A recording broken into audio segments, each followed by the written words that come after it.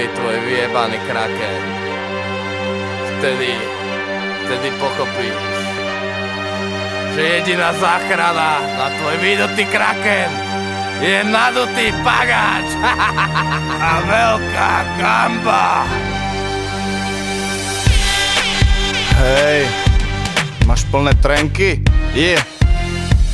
Stojí mi cikula, neviem čo robiť, frajerka v robote, nechcem si honiť. Stojí mi cikula, smrdí jak cibula, dneska to nejde, volal Janko Tribula. Sedím jak debila, trhá mi trenky, jačí maličky Franky. Kričím mu na speče, prestan ty tenky, nestoj jak debil, bo nasadím plenky. Zlačím si do trene kuraciu rolku, porasty ostriam aspoň na polku. Vajca si oblejem, roztopím krovku a vylezem jahodu, že chce raz chovku. Čo tiebe pozerám, on vie aj vypravať, jahodu zjape, že chce si už vyplávať. Pravím mu sorry, není tu pišula. Prečo? Lebo stojí mi cikula. Stojí mi to normálne a není to už morálne. Keď stojí večne, stojí, trhá mi trenky, bojím.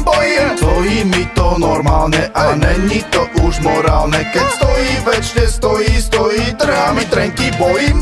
Stojí mi cikula, od zimy do júla, smrdí jak torula, tvrdá jak bobula. Poťahaj morula, keď si to počula, škati mi vydula, lebo chce cikulky stojacej, nesmieš sa báť. Zoberú do ruky pomaly hlač, či je to dcera, či je to mať, musí sa vedieť cyklo hrať. Keď mi stojí, tak som zbrojí, nájdem žensku, už sme svoji, nenechám ju na pokoji, pokiaľ mi tarhoňu nepodojí. Verte mi ľudkovia moji, ja si ju mydlím, v jeleňom loji, honcujem trubicu na šiacom stroji, pokiaľ sa ona neukojí.